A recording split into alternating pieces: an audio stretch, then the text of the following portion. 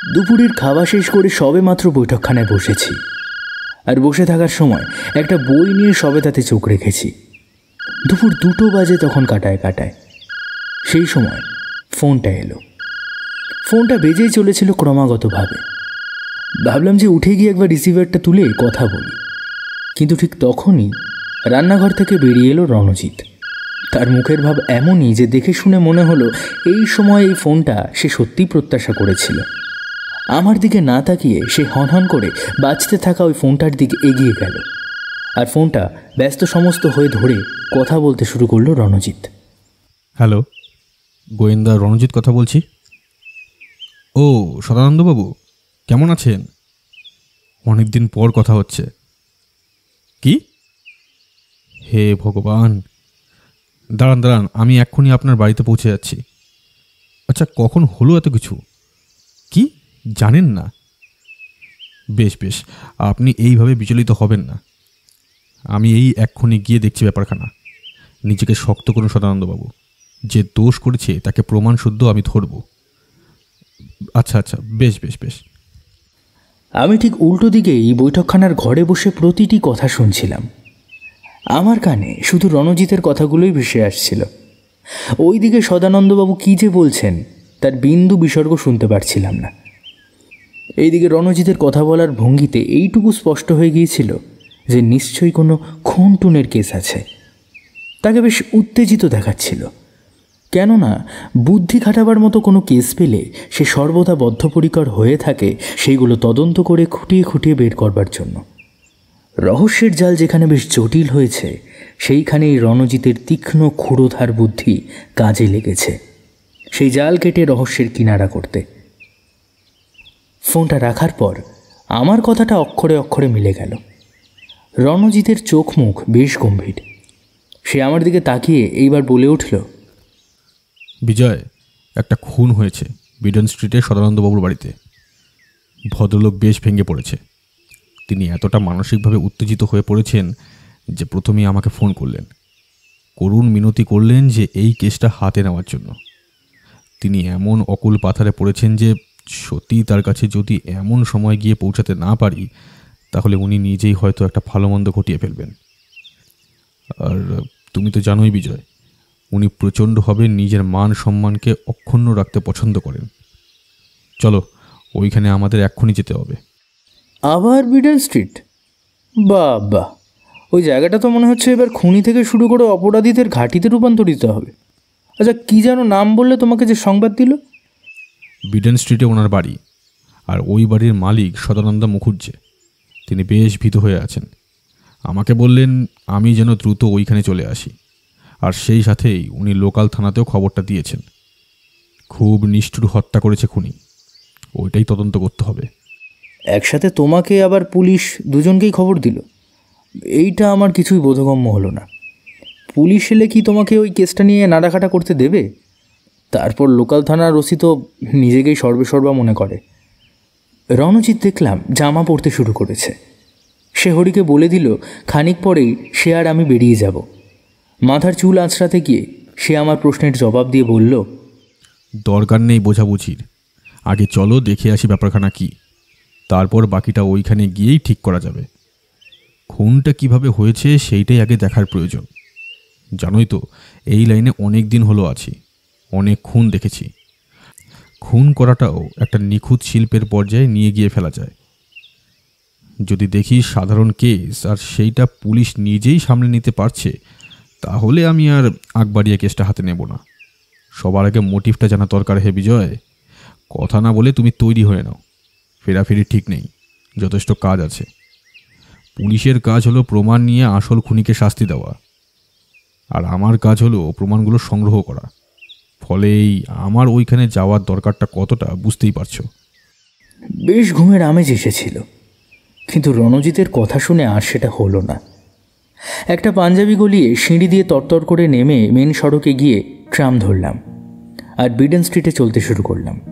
এই বিডন স্ট্রিটে আগেও বহু অপরাধমূলক কাজের সাক্ষী আমি আর রণজিৎ। মাস 2 আগে এইখানে একটি বাড়ি থেকে লক্ষ লক্ষ টাকার মাদকদ্রব্য উদ্ধার হয়েছে। তারপর আবার ওইখান থেকেই পাওয়া গিয়েছে কিছু বেআইনি অস্ত্র। যেগুলো অন্য জায়গা থেকে গুপ্তভাবে আনা হয়েছিল। সেই জিনিস উদ্ধার করতে কিন্তু কাল ঘাম ছুটে গিয়েছিল রণজিতের। সংঘাত পর্ব চলেছিল দুই পক্ষের মধ্যে। শেষবার যেই দিন আমরা ওই দুষ্কৃতীদের ডেরায় গিয়েছিলাম, তখন তো একজন নিজের বন্দুকের নলের মুখে রণজিৎকে খুন করার চেষ্টা করেছিল, কিন্তু রণজিৎ একটা পেঁচ দিয়ে ওই খুনিকে সরাসরি ধরাশায়ী করেছিল, যার দরুন ওই অপরাধীরা ধরা পড়েছিল। ট্রামের সিটে বসে একটা সিগারেট ধরিয়ে জানলার বাইরে তাকিয়ে এবার রণজিৎ বলে উঠল, যে বাড়িতে খুনটা হয়েছে সেই বাড়ির মালিকের সাথে আমার বেশ ভালোই আলাপ আছে। তিনি প্রথমে আমাকে ফোন করে জানালেন, কেননা যে বাড়িতে উনি থাকেন সেই বাড়িটা আসলে ওনার নয়। ওই বাড়িটা ওনার প্রথমে ভাড়া নেওয়া বাড়ি ছিল, কিন্তু গৃহস্বামী নিরুদ্দেশ হওয়ার পর সে নিজের দেশের বাড়ি থেকে পাত্তারে গুটিয়ে চলে আসেন। এই ঘটনাটা তাও প্রায় বছরখানেক কেটে গিয়েছে। হ্যাঁ, সদানন্দবাবুর ওই কেসটা আমার বেশ মনে আছে। তাকে বাড়ি থেকে তাড়ানোর জন্য গৃহস্বামী বারবার লুকিয়ে কুটিল খেলা খেলছিল।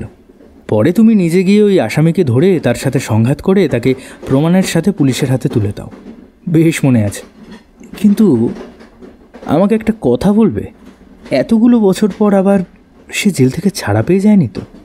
এই ঘটনাটা তো প্রায় বছর 10 হয়ে গেল। সত্যি সে যদি জেল থেকে ছাড়া পেয়ে থাকে, তাহলে তো সে প্রতিশোধ নিতে আসবেই। আর খুন হয়েছে কে? সিগারেটে দুটো টান দিয়ে রণজিৎ বলে উঠল, খুন হয়েছে কে সেইটাই উনি বলতে পারেননি। উনি কথা বলার মতো অবস্থায় ছিলেন না। উনি অশ্রুসিক্ত কণ্ঠে শুধু ওইটুকুই বললেন, এইবার ট্রাম আমাদের পৌঁছে না দেওয়া পর্যন্ত কিছুই জানতে পারবো না। ট্রাম দ্রুত গতিতে চলতে শুরু করলো। শুধু তাই নয়, এও দেখলাম জানলার বাইরে একটা পুলিশের জিপ আমাদের ট্রামের সাথে পাল্লা দিয়ে এইবার এগিয়ে আসছে। রণজিৎ মৃদু হেসে বলে উঠল, ওই দেখো, থানা থেকে পুলিশের লোক আসছে, খবর পাওয়া মাত্র চলে এসছে। প্রায় 40 মিনিট পর আমরা পৌঁছে গেলাম আমাদের গন্তব্যে। ট্রাম থেকে নেমে আমাদের ওই বাড়িটা খুঁজে পেতে অসুবিধে হলো না। যেইখানে খুন হয়েছে সেইখানে দেখা গেল সমস্ত পাড়া প্রতিবেশীর লোক এসে জড়ো হয়েছে। আর শুধু কি তাই, বাড়ির আনাচে কানাচে পুলিশে পুলিশে ছয়লাভ। বাড়ির মূল প্রবেশপথটুকু জুড়ে অবধি দাঁড়িয়ে রয়েছে থানার কনস্টেবল, সতর্কভাবে পাহারা দিচ্ছে। পাশেই জিপ গাড়িটা দাঁড়িয়ে আছে। গাড়িতে কেউ নেই, শুধু চালক ব্যতীত। থানার লোক সর্বদাই জানে রণজিৎকে, ফলে সে আমাকে নিয়ে যখন এগিয়ে গেল, তখন থানার দারোগা আমাদের দেখে ভিতরে আসার অনুমতি দিলেন। বাড়িটা 3 তলা। 3 তলা বাড়ির গায়ে হলুদ রং, আর বাড়িটার একটা নাম আছে, প্রতিমা ভিলা। এক পাশে কাঠ হয়ে দাঁড়িয়ে আছেন সদানন্দবাবু। তার চোখ মুখ বিবর্ণ প্রায়। তাকে যতটা চিনি, তিনি শান্তিপ্রিয় নির্বিবাদী মানুষ। বড় একটা কারোর সাথে পাশে থাকেন না। রণজিৎ থানার দারোগার উদ্দেশ্যে বলে উঠল, আপনারা কি কাজ শুরু করেছেন? না, এই তো এইমাত্র এসে পৌঁছেছি। দেখতেই তো পাচ্ছেন বাইরে প্রতিবেশীর কত ভিড়। যদি বাইরের লোক মোতায়েন না করতাম তাহলে তো তদন্তের খুবই অসুবিধা হতো। ওইদিকে গৃহস্বামী যিনি আছেন না, তাকে শুধিয়ে শুধিয়ে আমরা রীতিমতো বিরক্ত হয়ে উঠলাম, কিন্তু না, উত্তর কিছুই পাওয়া গেল না। যেখানে খুনটা হয়েছে সেই জায়গাটা কোথায়? আরে কোথায় আর, এখান থেকে ওপরে সিঁড়ি দিয়ে চলে যেতে হবে। কিন্তু ব্যাপার কি জানেন, খুন হয়েছে কিন্তু দরজাটা ভিতর থেকে বন্ধ, আর জানলাগুলো খোলা থাকলেও সেগুলো গারদ দেওয়া।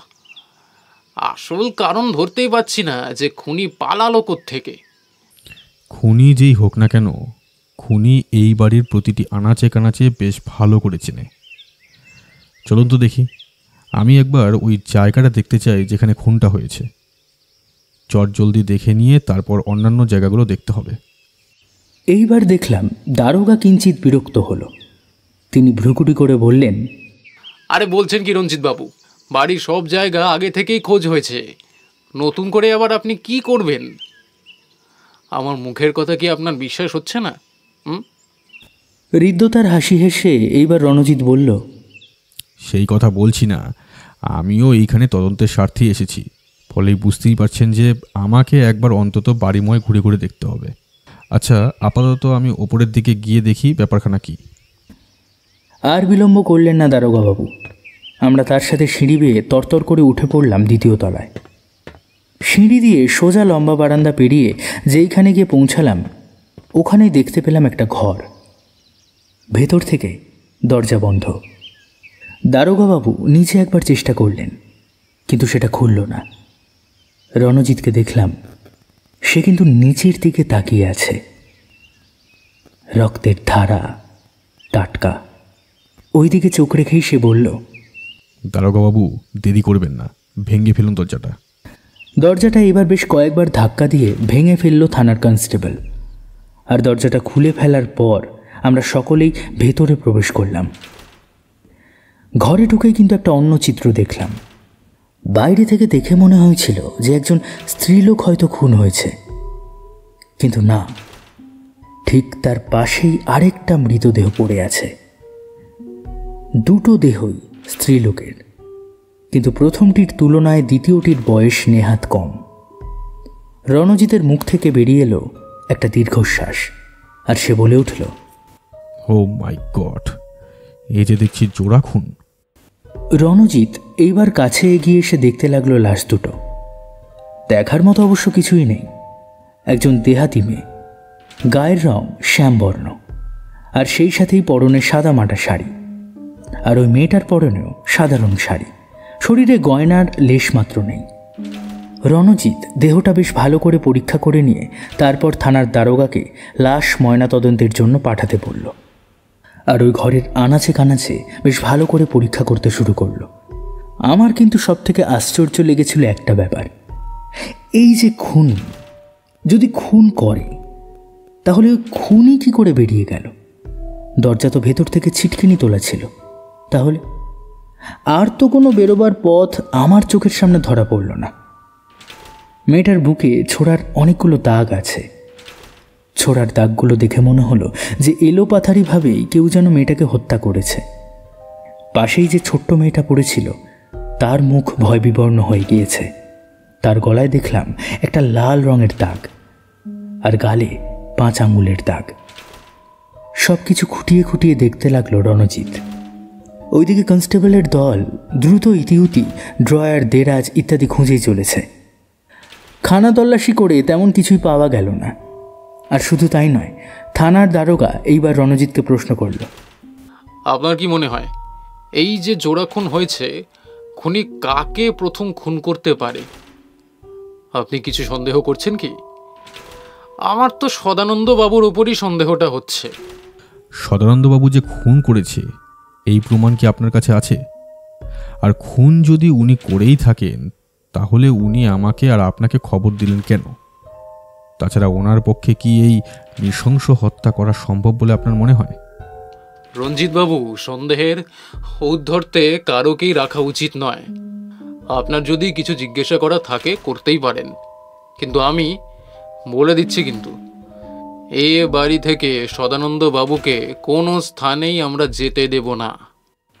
রণজিৎ কোনো কথা না বলে একবার খোলা জানলার দিকে তাকিয়ে বাইরেটা দেখে নিল।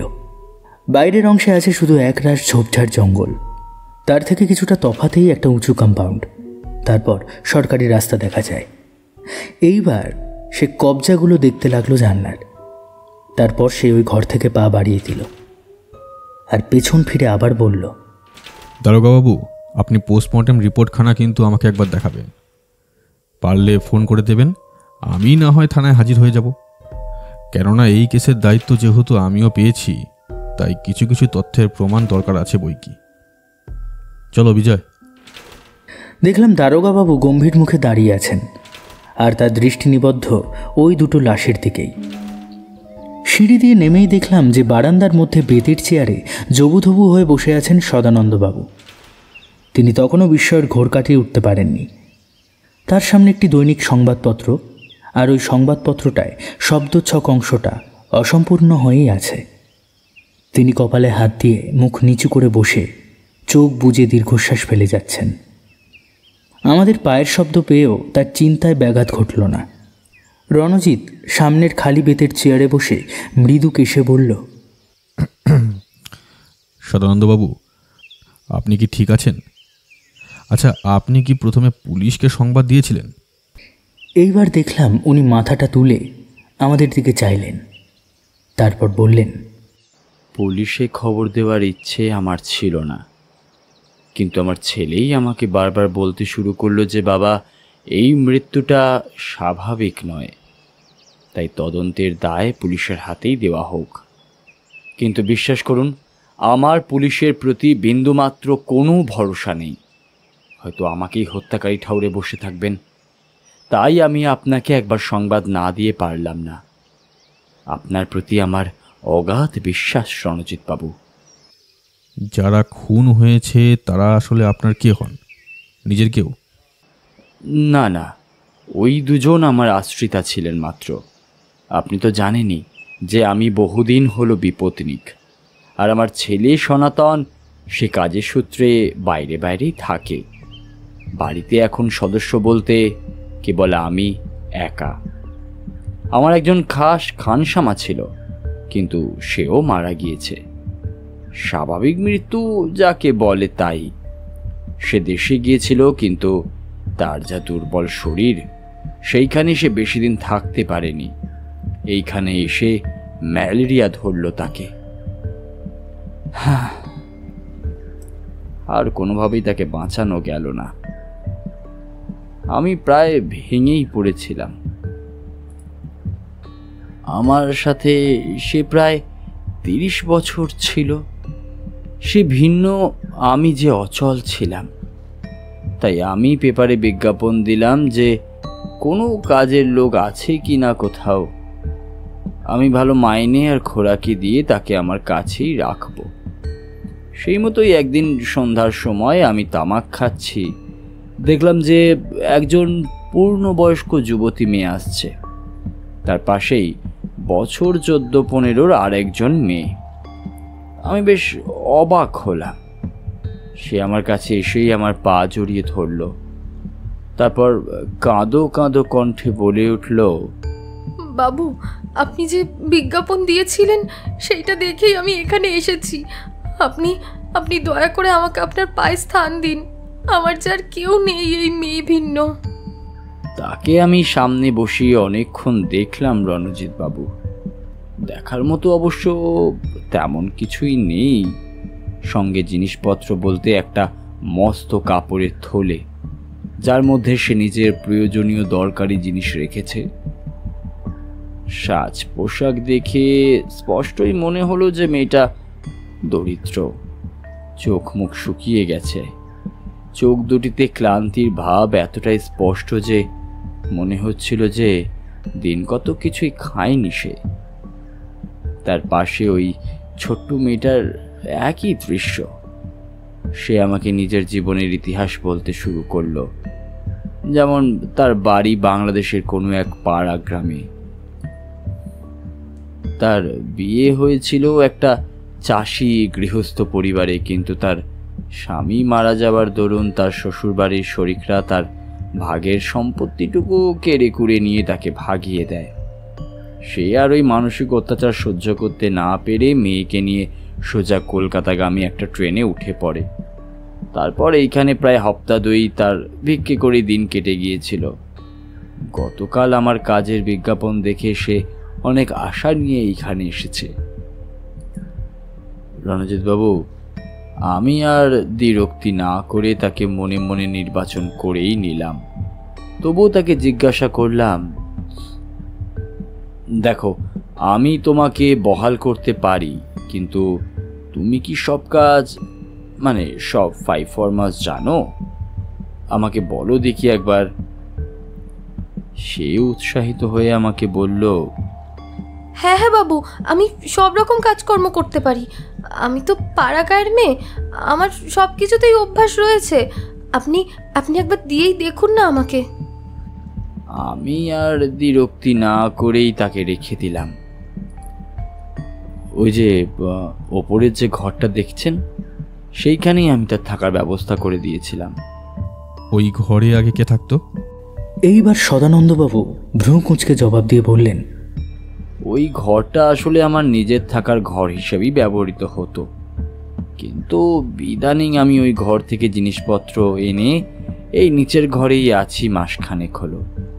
আপনি কি কাউকে সন্দেহ করেন?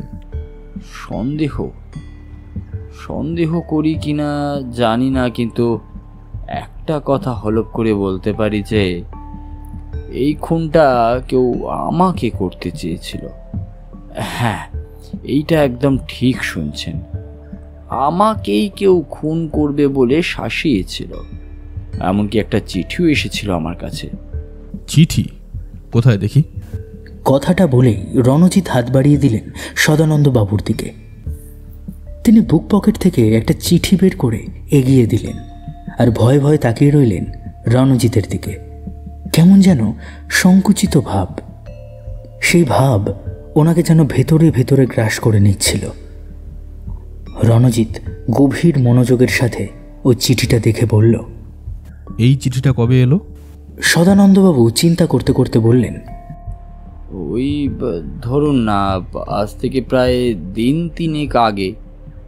আমার আবার বিকেলের দিকে বেরিয়ে সান্ধ্য ভ্রমণের অভ্যাস অনেক দিন থেকেই। প্রায় প্রতিদিনই আমি ওই কাজটি করি। ওই দিনটির কথা আমার স্পষ্ট মনে আছে রণজিৎ বাবু, একবর্ণ আমি মিথ্যে কথা বলছি না। পরশুদিন সন্ধ্যার সময় আমি যখন সান্ধ্য ভ্রমণ সেরে বাড়ি ফিরে আসি, ওই সময় আমাকে কমলিনী অর্থাৎ ওই কাজের মেয়েটা গ্লাস ভর্তি শরবত এনে দিল। শরবতটা খেয়ে আমি আমার ঘরে গেলাম একটু বিশ্রাম নিতে। তাক থেকে একটা বই নিয়ে পড়ছি, সেই সময় আমার মাথার পিছনে খোলা জানলা দিয়ে আমার বুকের কাছে একটা চিঠি পড়ল। আর ওইটা দেখেই আমি প্রায় হতবুদ্ধি হয়ে গেলাম। আমার হাত পা থরথর করে কাঁপছিল। ভাবতে পারেন, একেবারে সরাসরি খুনের হুমকি। কিন্তু যেই খুন করুক তার তো একটা কারণ থাকবে। ধরে নিচ্ছি এই খুনটা আপনাকেই করতে গিয়েছিল, কেননা হয়তো তার আপনার এই সম্পত্তির আর প্রাচুর্যের ওপর লোভ জন্মেছিল। সেই কারণেও সে আপনাকে খুন করতে পারত। কিন্তু এইখানে সব থেকে বড় জট পাকাচ্ছে যে খুনি কেন ওই মহিলা আর তার মেয়েকে খুন করলো। আর এমনি এমনিভাবে খুন করেনি, একেবারে ধারালো অস্ত্র দিয়ে কুপিয়ে কুপিয়ে। ওইটাই আমাকে বেশ ভাবিয়ে তুলছে। আমার কি হবে রণজিৎ বাবু? আমার যে খুব ভয় করছে। আমি যে এক মুহূর্ত ওই বাড়িতে নিজেকে নিরাপদ বলে মনে করছি না। আপনি বলে দিন এখন আমার ঠিক কি করণীয়? আপনি কিছুই ভাববেন না। জোড়া খুন হয়েছে যখন, তখন এত সহজে ওই খুনি চোখের সামনে এসে দাঁড়াবে না। কারণ সে জানে যে এখন তার ধরা পড়ার ভয় আছে। সে যদি এই সময় কাছে পিঠে লুকিয়ে থাকে তাহলে সে অবশ্যই ধরা পড়বে। আর ধরা পড়লে তার হয়তো লম্বা মেয়াদের জেল হবে, নইলে একেবারে ফাঁসির দড়ি গলায় পড়বে। তাই সে ঠান্ডা মাথায় প্রতিটি পদক্ষেপ নেবে। এই সময় হঠাৎ করে আমার চোখ গেল বাড়ির উত্তর দিকের কোণে একটা থামের আড়ালে। বাড়িটা বিডেন স্ট্রিটের সব থেকে বিলাসবহুল বাড়ি। বাড়িটার গড়ন খানিকটা সেকেলে ধাঁচের, ফলে বারান্দার একটা মোটা থামের আড়ালে কাউকে ঘাপটি মেরে লুকিয়ে থাকতে দেখে আমি রণজিতের হাতটা চেপে ধরলাম। রণজিৎ আমার দিকে তাকিয়ে গলার স্বর নিচু করে বলে উঠল, বিজয়, কি ব্যাপার? এইভাবে আমার হাত ধরলে কেন? আমার মনে হচ্ছে ওই থামের আড়াল থেকে কেউ আমাদের কথা শুনছে। আমি স্পষ্ট দেখলাম একজনকে ঘাপটি মেরে লুকিয়ে থাকতে, তাই তোমাকে সাবধান করে দিলাম। রণজিৎ উঠতেই যাচ্ছিল, কিন্তু তার আগেই দেখলাম অদূর থেকে দারোগা আসছে এইদিকে। তারপর কাছে এগিয়ে এসে বেশ অবাক হয়ে বলল, ও আপনি এখানে? আমাদের কাজ শেষ। দেহ দুটি আপনি দেখবেন নাকি? না দারোগাবাবু, আমি আর কিছু দেখতে চাই না। আচ্ছা, ঘর থেকে কি কিছু খোয়া গিয়েছে? আর শুনেছি ওই মেয়েটার কাছে নাকি একটা পোটলা ছিল, ওইটা কি পেয়েছেন? না, তেমন কোনো পুটলি পাইনি, কিন্তু দেরাজ ঘেটে একটা লম্বা তালিকা পেয়েছি। খুব সম্ভবত ওই মেয়েটারই কিছু গয়নাঘাটির তালিকা হবে। অন্তত হাতের লেখা দেখে তাই মনে হলো। আমাকে একবার দেখাতে পারেন ওই তালিকাটি? দারোগা পকেট থেকে তালিকাটি বের করে রণজিতের দিকে বাড়িয়ে দিল। রণজিৎ সেটা দেখতে দেখতে বলল, আচ্ছা, এই তালিকায় যে যে গয়নার উল্লেখ আছে সেগুলো কি পেয়েছেন? না, মনে হয় খুনি সব কিছু নিয়েই পালিয়েছে। তবে হ্যাঁ, একটা কথা বলা হয়নি আপনাকে, ওই ঘরে একটা কলসি জল পাওয়া গিয়েছে। আমার মনে হয় খুনি প্রথমে ওদের অজ্ঞান করে তারপর খুন করেছে, আর খুন করার পর তার যাবতীয় জিনিসপত্র নিয়ে চম্পট পেড়েছে। এখন সে যে কই গিয়ে লুকিয়ে আছে রঞ্জিতবাবু, সেইটাই দেখতে হবে।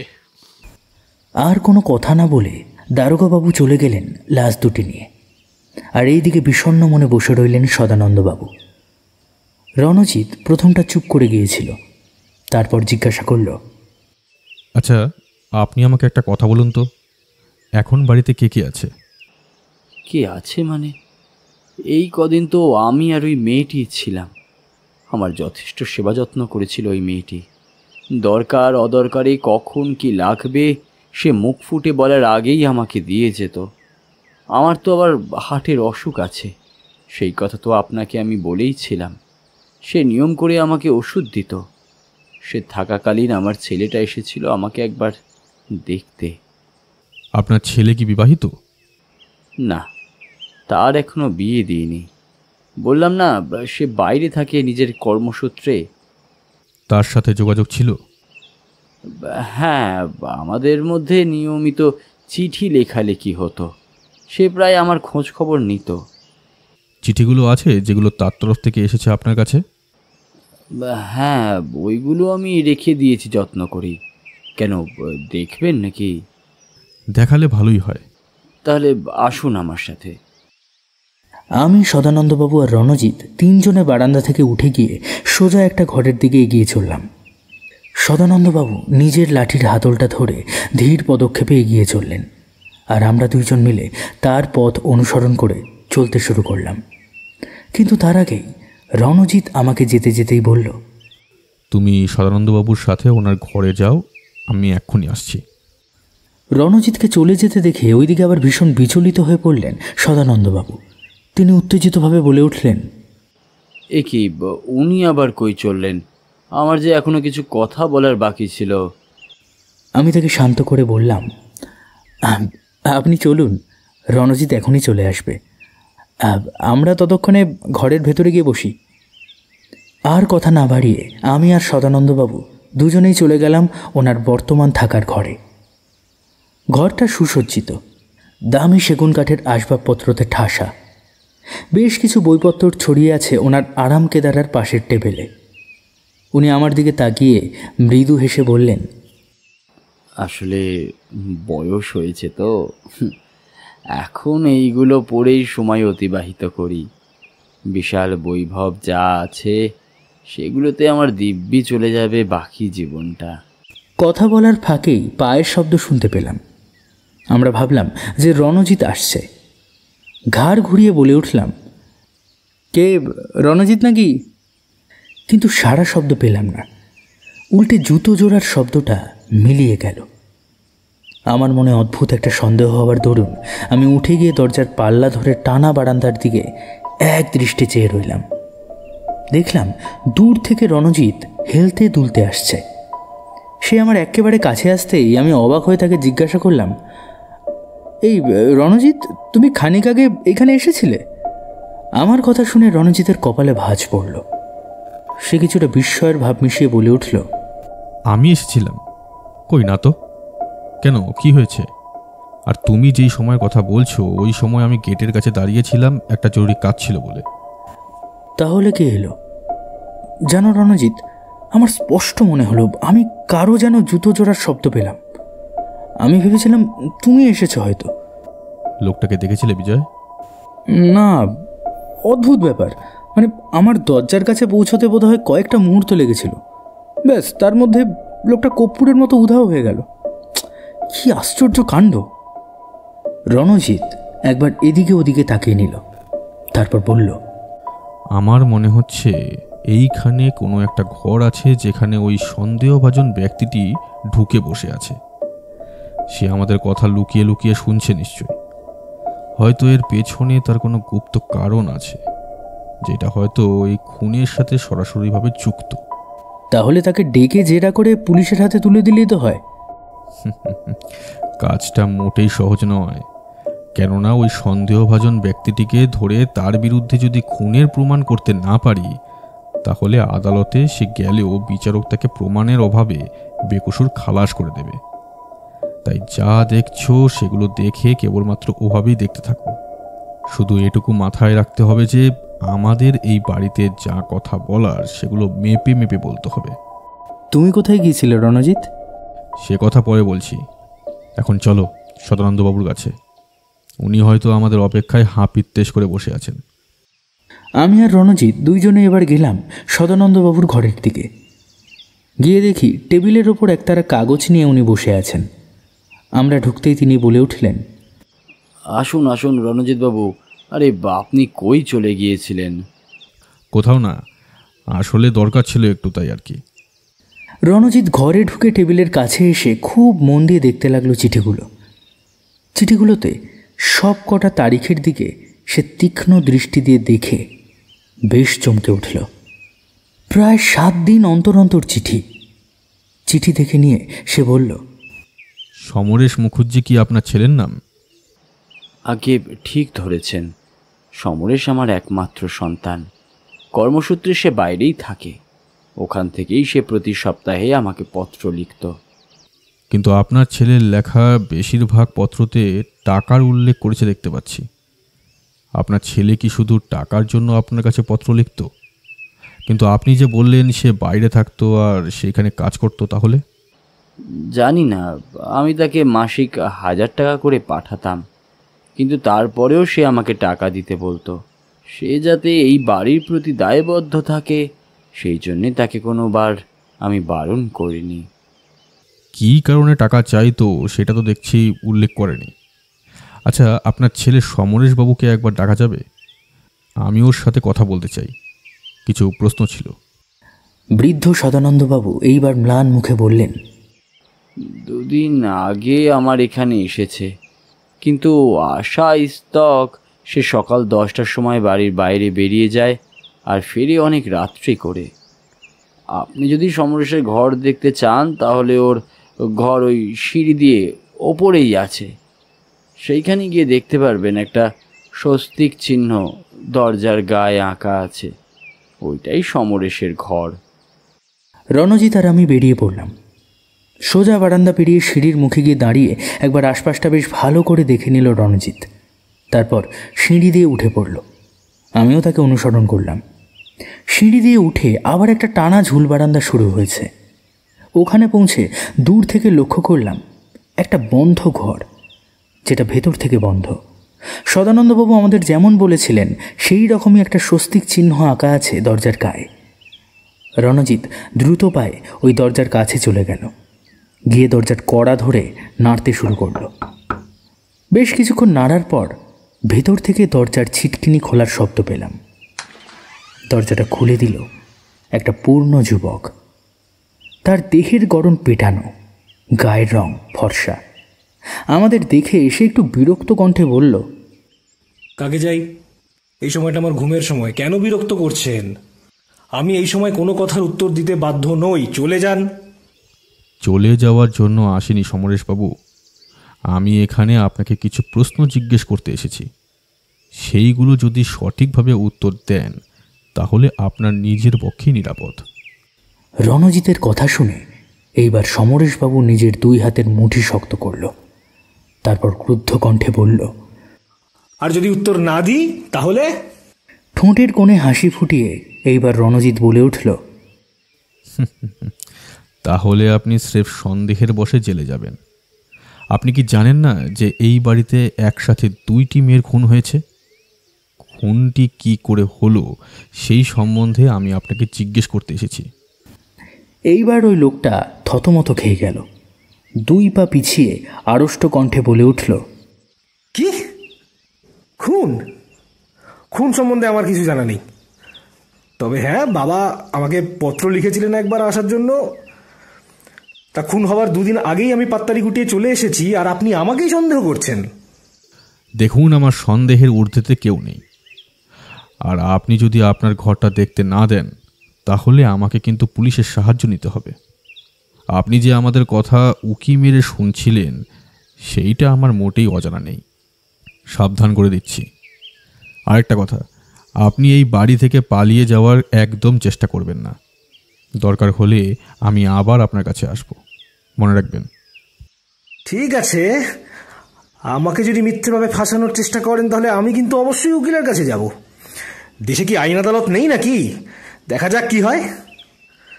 আরে আমি খামখা কারুর খুন করতে যাব কেন? আজও মুশকিল। সমরেশবাবু গজগজ করতে করতে দরজাটা দরাম করে বন্ধ করে দিলেন। আমরা আবার সিঁড়ি দিয়ে নেমে এলাম। সদানন্দবাবুকে আশ্বাস দিল রণজিৎ। দেখুন, আপনি এখন বাড়ি থেকে তেমন একটা বের হবেন না।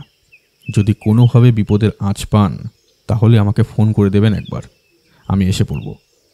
আর আমাদের মধ্যে যা যা কথা হলো তার কিছুই আপনি আপনার ছেলের সাথে ভাগাভাগি করবেন না।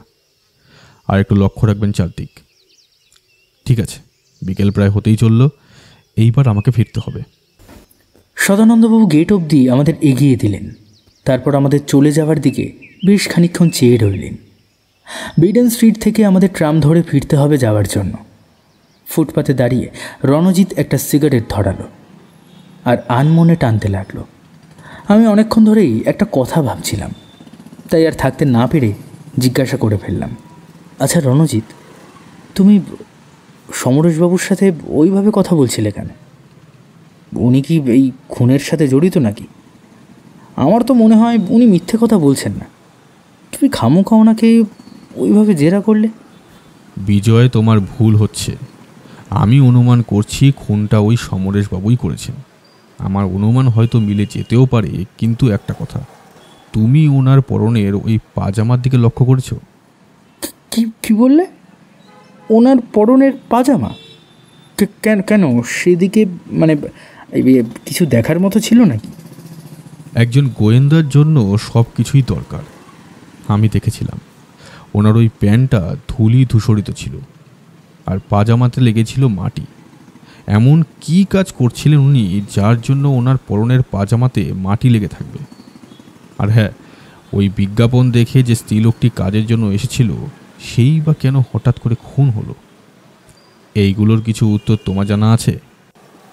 বিজয়, প্রশ্ন অনেক আছে যেগুলো সুরাহা না করলে আসল খুনিকে ধরা যাবে না।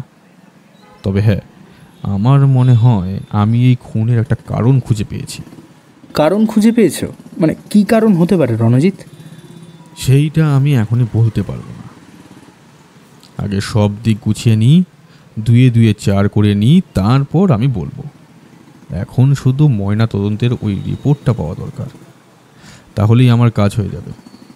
দুয়ে দুয়ে চার কিভাবে করতে হয় সেটাই রণজিৎ সান্যাল খুব ভালোভাবেই জানে, বুঝলে?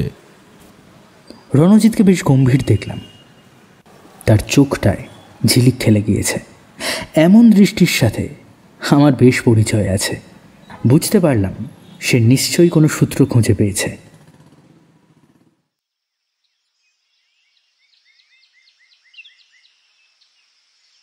পরদিন সকালে স্বয়ং থানার দারোগা কথা মতো ফোন করলো রণজিৎকে। ফোন পেয়ে ছুটে গেলাম আমরা থানায়। দারোগা সাহেব বসেছিলেন নিজের টেবিলে। তার টেবিলের পাশে ঢের করে রাখা ছিল নানা কেস ফাইল। আমরা আসার পর তিনি ময়নাতদন্তের রিপোর্টটা এগিয়ে দিলেন রণজিতের হাতে। তারপর বললেন, খুনের সময়টা সবার আগে চোখ বুলিয়ে নিন।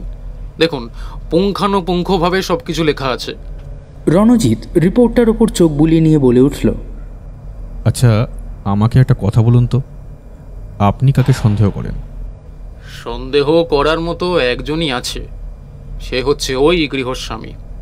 কেননা লাশ দেখার পর আমরা তন্ন তন্ন করে ওই ঘরটা খুঁজেছি। শুধু তাই নয়, যেই কটা ঘরের মধ্যে মানুষ থাকতে পারে সেইগুলো ভালোভাবে দেখেছি, কিন্তু তেমন কিছুই পাইনি। খাটের তলায় অবধি কোনো ছাপ পাইনি আঙুলের। শুধু যখন রিপোর্টটা আমার কাছে এসেছে তখন আমি এইটা জানতে পারলাম যে আগে ওই কাজের মেয়েটাকে নৃশংসভাবে হত্যা করেছে ওই খুনি, তারপর ছোট্ট মেয়েটাকেও মেরেছে। তবে হ্যাঁ, বড় যে মেয়েটা আছে, এই মুহূর্তে আমার নামটা মনে পড়ছে না, সেই মেয়েটাকে প্রথম ছুরি মারা হয়েছিল ঘাড়ের কাছে। আমরা প্রথমেই ওই ঘাড়ের কাছে যে চেরার আঘাতটা লক্ষ্য করেছি, আর ওইটা ছিল মোক্ষম আঘাত। পাশেই শুয়ে থাকা ওই ছোট্ট মেয়েটার দেহের মধ্যে সামান্য কিন্তু তীব্র পরিমাণে বিষ পাওয়া গেছে। বিষটা কিভাবে শরীরে প্রবেশ করানো হলো সেটা জানতে পেরেছেন? না, কিন্তু মনে হয় একটা কিছু মুখে চেপে ধরেছিল। মৃত্যুর পর মেয়েটার চোখ মুখ কেমন যেন বিস্ফারিত ছিল। আবার তার মা কিন্তু স্বাভাবিকভাবেই তাকিয়েছিল। কিন্তু ওই যে মোক্ষম আঘাতটা খুনির দ্বারা করা হলো, তাতে তো কোনো আর্তনাদ পায়নি সদানন্দবাবু। রণজিৎবাবু, আমার মনে হয় ঘুমের মধ্যেই হত্যা করেছে। ঠিক আছে, এই রিপোর্ট দেখে আমি যা বোঝার বুঝে নিয়েছি। আমি আজকেই খুনিকে ধরিয়ে দিতে পারবো বলে আমার মনে হয়। আমার আর কিছু প্রমাণ দরকার, তাহলেই হবে। আচ্ছা, ওই যে হারানো গয়নাগুলো পাওয়া গিয়েছে? না, সেগুলোর কোনো হদিশ পাইনি এখনো। তবে কিছু কিছু তালিকা করেছি। ফেরার সময় ওই গয়নাগুলোর ব্যাপারে আমি পাড়া প্রতিবেশীদের ঠিক জিজ্ঞাসা করেছিলাম। ওই মেয়েটা প্রতি শনিবার ওই গয়নাগুলো পরে ছাদে আসতো। আমার মনে হয় খুনটা ওই গয়নাগুলোর লোভেই করা হয়েছে।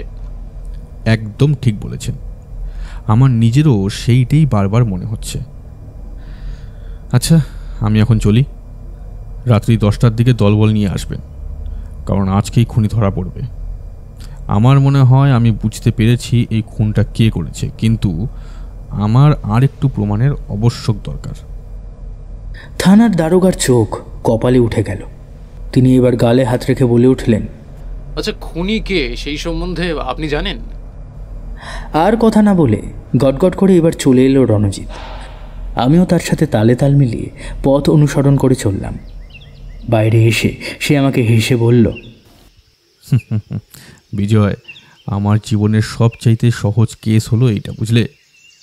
খুনি যে খুনটা এত সহজে অনেকগুলো সূত্র রেখে গিয়ে করবে, সেইটা প্রথমে আমি ভাবতেই পারিনি। বলছো কি? তোমার এই হেয়ালি মার্কা কথাগুলো বাদ দাও তো, আর আসল কথাটা বলো। এই তুমি কি করে জানলে যে খুনিকে? তুমি কি খুনিকে দেখেছো? না, খুনি কি আর বোকার মতো এসে আমার কাছে দাঁড়িয়ে বলবে যে একসাথে সে জোড়া খুন করেছে? তা নয়, অনেকগুলো জিনিস যেগুলো দেখে আমি আন্দাজ করে নিয়েছিলাম।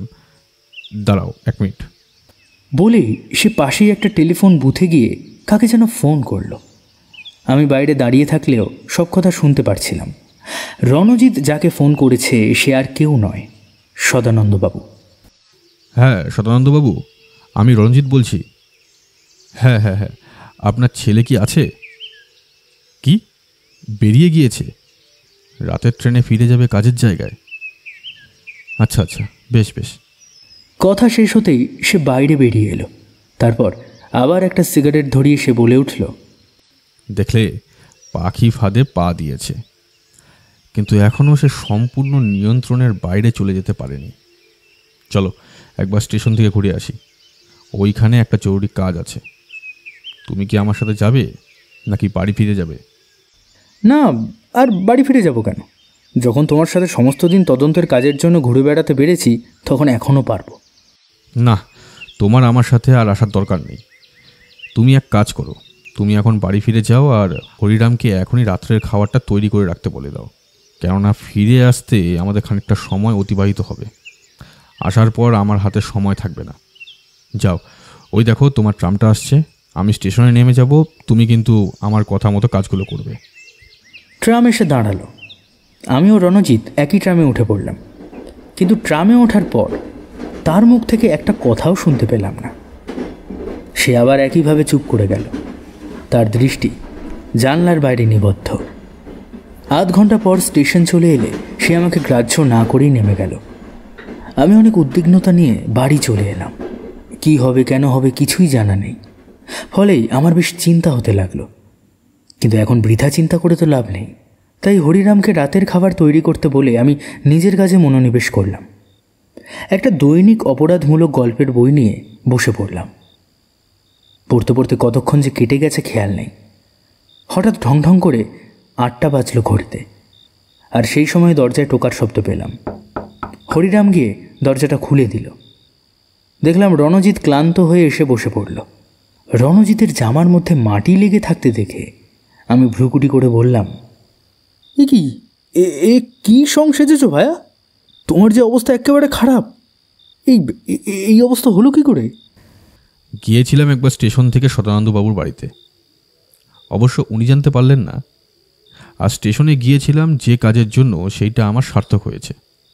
ওই কারণেই আমার ফিরতে একটু দেরি হয়ে গেল। তুমি কিন্তু খুব কথা গোপন করছো রণজিৎ, এগুলো ঠিক নয় জানো তো।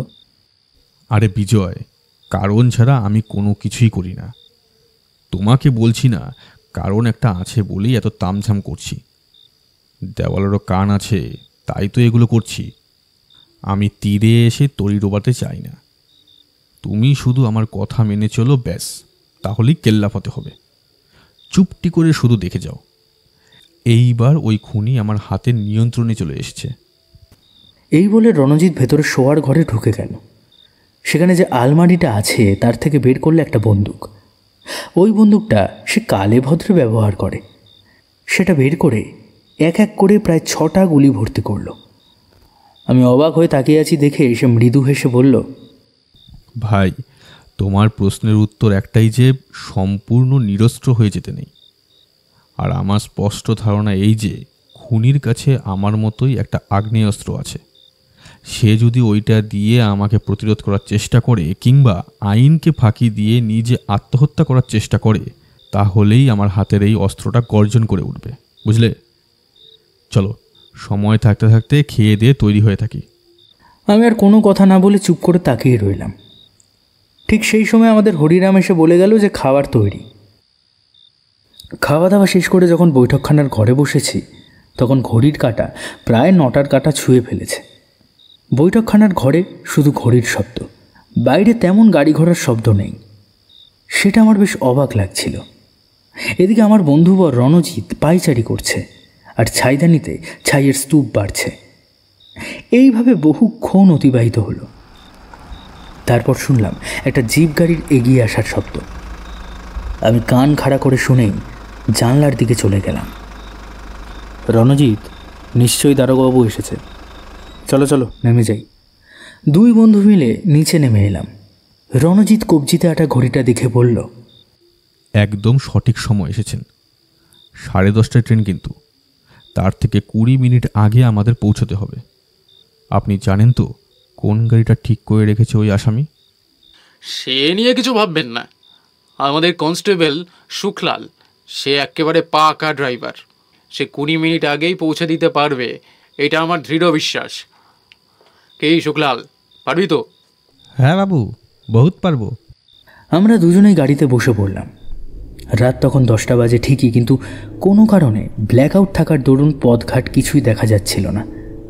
সত্যি কথা বলতে গেলে অতি চমৎকারভাবে সুখলাল গাড়ি চালাচ্ছিল। আমরা দ্রুত গতিতে ট্রামে করে আসা আধ ঘন্টার পথটা পেরিয়ে চলে এলাম 10 মিনিটের মাথায়। গাড়িটা এবার গলির মুখে দাঁড় করিয়ে রণজিৎ ঠোঁটের ওপর আঙুল রেখে চুপ করে থাকার নির্দেশ দিল আর বলল, একদম সারা শব্দ না করে আপনি, আমি আর বিজয় তিনজনই বাড়ির পেছনেই যে ঝোপঝাড় মতো জায়গাটা আছে ওইখানে গা ঢাকা দিয়ে বসে থাকবো। সামান্য কেউ পর্যন্ত শব্দ করবেন না, তাহলেই শিকার কিন্তু বুঝতে পেরে যাবে। ঝোপের ঝাড়ে যেইখানে আমরা লুকিয়েছিলাম সেইখানটা অন্ধকার। অবশ্য বাইরের থেকে এইখানে আসা লোকটিকে দেখতে পেলেও আমাদের কেউ দেখতে পাবে না। প্রতীক্ষার প্রহর গোনা শুরু হলো। দ্বিতীয় তলায় সমরেশবাবুর ঘর থেকে বৈদ্যুতিক আলোর রশ্মি আসছিল, কিন্তু এইবার আলোটা নিভে গেল। সিঁড়ি দিয়ে দেখলাম সে পা টিপে টিপে নেমে এলো। তার হাতে একটা কোদাল, ওটা নিয়ে সে দ্রুত এদিক পানে আসছিল। সেই একই রকম পোশাক, খালি গা আর সেই পাজামা পরিহিত। থানার দারোগা এইবার আমাদের দুজনের দিকে ইঙ্গিতবহ দৃষ্টি মেলে চায়। তার শরীরটা রাগে থরথর করে কাঁপছিল, কিন্তু রণজিৎ তাকে থামিয়ে অপেক্ষা করতে বলল। মাটি কোপানোর শব্দ পেলাম। প্রায় আধ মাটি কোপাবার শব্দ হবার পর অতি ক্ষীণ হাসির শব্দ শুনতে পেলাম। যেমনটা একজন বিজয় ব্যক্তি হাসে, ঠিক তেমনই। এইবার রণজিৎ উঠে দাঁড়ালো আর মৃদু হেসে বলল, বাহ সমরেশবাবু, আপনাকে অনেক অনেক ধন্যবাদ। আপনি আমার কাজটা সহজ করে দিলেন। দিন, ওই গয়নার পুটলিটা আমাকে দিন। হঠাৎ করে রণজিতের গলা শুনে এবার সে চমকে উঠে গয়না শুদ্ধ পুটলিটা নিজের পেছনে লুকিয়ে রাখল। রণজিৎ তাকে বলল, ওই গয়নাগুলো ফিরিয়ে দিন। ওই গয়নাগুলোর ওপর আপনার কোনো অধিকার নেই সমরেশবাবু। আর এক পা এগুলোই কিন্তু খুব খারাপ হয়ে যাবে। না না, এই গয়নাগুলো আমি দেবো না। এইগুলো সবটাই আমার, সবটাই আমার। যদি ক্ষমতা থাকে তাহলে এইগুলো নিয়ে রাখান দেখি। আমি দেখলাম সমরেশবাবু নিজের পকেট থেকে একটা ছুরি বের করে ঝাঁপিয়ে পড়ল রণজিতের ওপর। রণজিতের হাতে ধরা ছিল একটা মোটা লোহার টর্চ। সে ওইটা দিয়ে ঘুরে মারল সমরেশবাবুর চোয়ালে। সমরেশবাবু ছিটকে গিয়ে পড়ল একটা গাছের গুড়ির কাছে। ওই একটা আঘাতই তাকে ধরাশায়ী করে দেওয়ার জন্য যথেষ্ট ছিল। ঝোপের আড়াল থেকে পুলিশ বেরিয়ে এসে সমরেশবাবুর হাতে হাতকড়া পরিয়ে দিয়ে বলল, ইউ আর আন্ডার অ্যারেস্ট। চলুন, আপনাকে খুন আর গহনা চুরির অপরাধে, একজন গোয়েন্দাকে আক্রমণ করার অপরাধে গ্রেফতার করা হচ্ছে। দারোগাবাবু দাঁড়ান, একবার এনাকে নিয়ে যাই সদানন্দবাবুর কাছে, তার গুণধর ছেলেকে দেখিয়ে নিয়ে আসি। রণজিৎ আমাকে সাথে নিয়ে চলল সদানন্দবাবুর কাছে। সদানন্দবাবু বসেছিলেন। আমাদের আসতে দেখে চশমাটা ঠিক করে নিয়ে বললেন, এই যে রণজিৎ বাবু, আপনি এইখানে? আর খোকাকে আপনি এইভাবে ধরে রেখেছেন কেন? কোন অধিকারে দারোগা বাবু? আপনার ছেলেই খুনি। সে খুন করেছে গয়নার লোভে আপনার ওই পরিচারিকাকে। এই খুনের পেছনে আসল কারণটা হলো গয়না। আপনার এইখানে যে কাজ করতে এসেছিল তার কাছে ছিল অনেক গয়না। সেইগুলো এখানে আসার পর আপনার ছেলে তা দেখতে পায়। খুন করার জন্য রাত্রের অন্ধকারে খাটের নিচে সে লুকিয়ে থাকে। দুইজন যখন ওই অন্ধকারের দরজা খুলে ঘুমাতে যাওয়ার জন্য দরজা খোলে, তখনও সে কিছুই করেনি, চুপ করে বসেছিল। তার হাতে ছিল একটা ছোরা। মেয়েটি যখন ঘুমিয়ে পড়েছে তখনই আপনার ছেলে ঘাড়ের কাছে ছুরিটা ঠুকিয়ে দেয়। আর ওই আঘাতেই মেয়েটা মৃদু যন্ত্রণার আর্তনাদ করে ওঠে, কিন্তু বেশি জোরে করতে পারেনি, কারণ তখনই তার মুখ শক্তভাবে চেপে ধরে শরীরের ইতি উতি বেশ কিছুবার ছুরি দিয়ে কুপিয়ে হত্যা করা হয়। পাশেই ওই পরিচারিকার ছোট্ট মেয়েটা শুয়েছিল। সে ওই ধস্তাধস্তির শব্দ শুনে পাশ ফিরে চিৎকার করতেই তাকে একটা তীব্র বিষে দেওয়া রুমাল নাকে চেপে ধরে আপনার এই গুণধর ছেলে। সে ওই ধস্তাধস্তির শব্দ শুনে পাশ ফিরে চিৎকার করতেই তাকে একটা তীব্র বিষে দেওয়া রুমাল নাকে চেপে ধরে আপনার এই গুণধর ছেলে। আর ওই সময় সিন্ধুকে যা যা গয়নাগাটি ছিল সেইগুলো নিয়ে চম্পট দেয়।